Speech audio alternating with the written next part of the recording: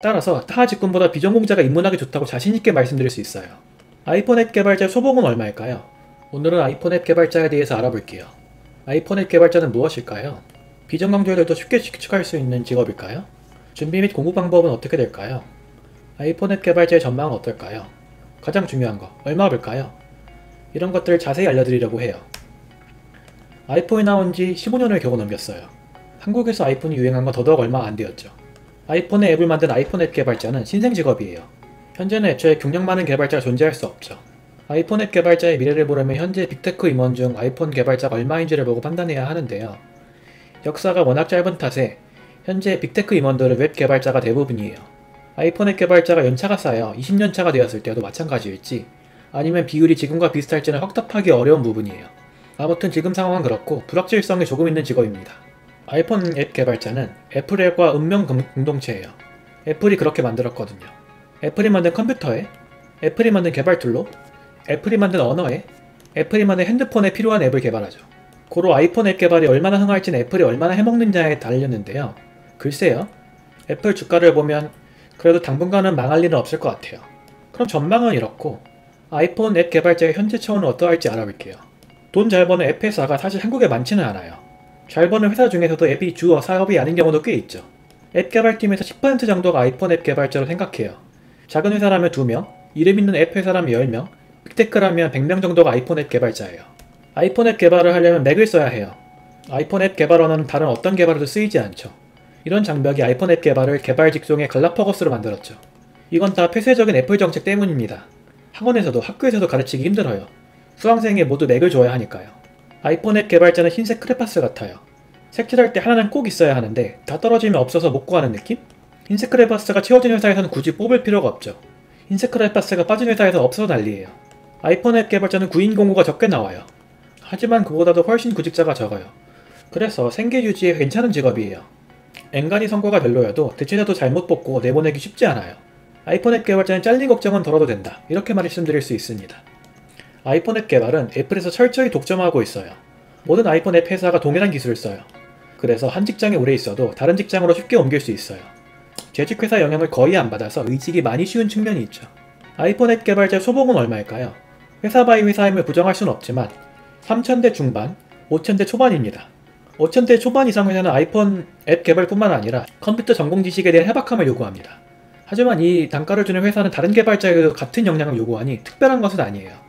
아이폰 개발은 애플이 꽉 잡고 있기에 모든 자료가 애플 홈페이지에 깔끔하게 공개되어 있어요. 거기에 아이폰 개발 학교에서 가르치지 않으므로 전공자들이 그렇게 선호하지도 않아요. 하지만 고객능자는 없는 신생 직업이니 수요는 항상 존재하죠. 이런 요소들이 엮여서 아이폰 앱 개발자의 수는 극히 적습니다. 따라서 타 직군보다 비전공자가 입문하기 좋다고 자신있게 말씀드릴 수 있어요. 아이폰 앱 개발자는 어떤 성향의 사람이 어울릴까요? 먼저 독하게 강해야 돼요. 커뮤니티가 적어 한국어 자료가 거의 없고 학원에서 배우기 힘들거든요. 그리고 신입 개발자를 그렇게 선호하진 않는 직업이에요. 특히 비전공자의 경우 더욱 좋아하진 않죠. 경력을 쌓은 3년 정도에는 척이나 워라벨에서 찬밥을 각오하셔야 해요. 3년의 벽을 넘으면 없어서 못 뽑기 때문에 전공이나 학교로 차별을 받진 않습니다. 마지막으로 대부분의 자료가 영어라서 영어에 능숙하면 더욱 좋습니다. 아이폰 앱 개발자는 구직에 있어서 타 개발 직군보다 전공 지식이 덜 중요하다고 생각해요. 구직자가 워낙 적기 때문이죠. 아이폰 앱 개발에 전공 지식이 필요 없다는 뜻은 아니에요. 후보자가 적으므로 평가를 덜 할 수밖에 없다는 뜻이죠. 하지만 컴퓨터 지식이 해박하면 초봉을 1,000만원 정도 올려받는 효과가 있습니다. 아이폰 개발을 애플 컴퓨터에서만 할 수 있도록 애플이 막아두었습니다.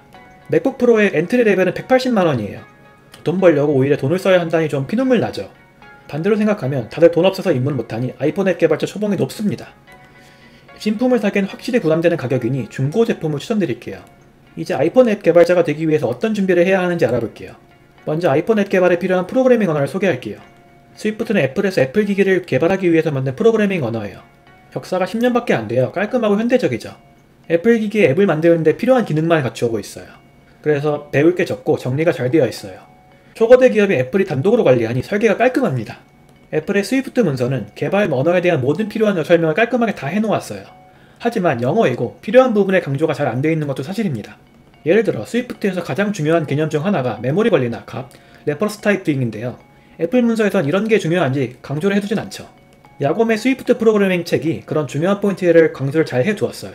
그러니 이 책으로 입문하기를 추천드릴게요. 오브젝티브-C는 예전에 아이폰 앱을 개발할 때 쓰였던 언어예요. 현재는 거의 타장되고 있어서 지금 입문하는 사람들이 배울 필요가 전혀 없어요. 새로 출판된 학습 매체도 존재하지 않고요. 지는 태양이라 보시면 됩니다. 아이폰 앱 개발과 애플은 떼놓을 수 없어요. 애플이 아이폰 앱 개발에 어떤 영향을 미치는지 설명드릴게요. 애플은 매년 WWDC라는 개발사 행사를 엽니다. 이 행사에서 아이폰 앱 개발 관련 변경사항을 강의하죠. 애플은 WWDC에서 새로운 기술을 풀어냅니다. 아이폰 앱 개발자는 사실 여기만 봐도 개발에 필요한 신기술을 익힐 수 있어요. 이 WWDC의 발표는 비즈니스에 큰 영향을 미쳐왔어요. 예를 들어 애플 로그인이 도입되었을 때 애플 로그인을 구현하지 않은 앱은 심사를 거부한다는 예고가 있었어요. 모든 앱 개발자들은 기한에 맞춰 애플 로그인을 도입해야 했죠. 이처럼 애플은 강압적으로 제약을 두는 방식을 사용하죠. 그래서 아이폰 앱 개발자는 항상 WWDC의 내용을 주목합니다. 레더스고 렛츠 스위프트는 한국 아이폰 앱 개발자 커뮤니티 세미나예요. 아이폰 앱 개발자들이 WWDC 신기술을 적용해보고 이야기를 나눠요. 이곳 과거 영상들을 보면 경력이 많은 아이폰 앱 개발자들이 어떤 방식으로 개발을 하는지 배울 수 있어요. 아이폰 앱 개발은 다수의 개발 커뮤니티의 합의가 아닌 애플의 결정에 따라서만 개발론이 바뀝니다. 마치 살아있는 유교경전을 보며 과거 시험을 보는 느낌이에요. 애플이란 유능한 독재 상사를 위해 두고 일하죠. 애플의 비즈니스 정책, 디바이스, 개발 정책이 사랑에 빠질수록 좋아요. 이제 아이폰 앱 개발 공부를 어떻게 하는지 소개할게요. 아이폰 앱 개발을 어떻게 할지는 애플 사이트에서 공유하고 있어요. 영어이긴 하지만 깔끔하고 핵심이 다 들어가 있어요. 그러나 영어는 아무래도 읽기 힘들죠? 꼼꼼한 재은씨의 스위프트 실전편 책이 초심자가 배우기에 좋다고 생각돼요. 실무에서 쓰이는 복잡한 레이아웃 처리는 Let's Build That 앱이 많이 도움이 돼요. 레이 웬더 리치 사이트에서 플랫폼에 대한 여러 이론들을 자세히 정리하고 있어요. 미디움이란 유료 블로그 플랫폼에서 전세계 아이폰 앱 개발자들이 글을 올려요. 이런 블로그에서 게시되는 신기술들을 주기적으로 공부하면 좋습니다. 기술 면접에서는 앱 라이프 사이클, 뷰 라이프 사이클, 다중 스레드 관리 등의 내용을 물어봐요. 이런 플랫폼에 종속된 기술적 내용을 설명하는 것은 애플 문서뿐이에요. 애플 문서에서 뷰의 라이프 사이클을 어떻게 설명하는지, 스레드 관리는 어떻게 관리하는지 꼼꼼하게 읽어보며 익혀야 해요. 이제 아이폰 앱 개발에는 어떤 컴공과 지식이 중요한지 알아볼게요. 어플리케이션을 만드는 데는 많은 코드가 필요합니다. 집을 마구잡이로 정리하면 필요한 물건을 빨리 찾기 어렵듯이 코드를 무계획적으로 짜면 필요한 기능을 금방 찾기가 힘들어요. 따라서 정리를 잘 하기 위한 계획과 설계가 필요한데 이를 소프트웨어 아키텍처라고 합니다. 아이폰 앱 개발에는 인터넷 통신, 녹음, 카메라처럼 성격이 다른 많은 기능들이 들어갑니다. 이런 기능들을 논리적으로 잘 정리해야 되죠. 그래서 아키텍처에 대한 이해가 더욱 중요합니다. 아이폰 앱 개발에서는 MVC, MVVM, MVP, 바이퍼 같은 아키텍처들이 많이 활용되고 있습니다. 각각의 아키텍처가 어떤 식으로 코드를 정리하는지 공부해 두어야 합니다.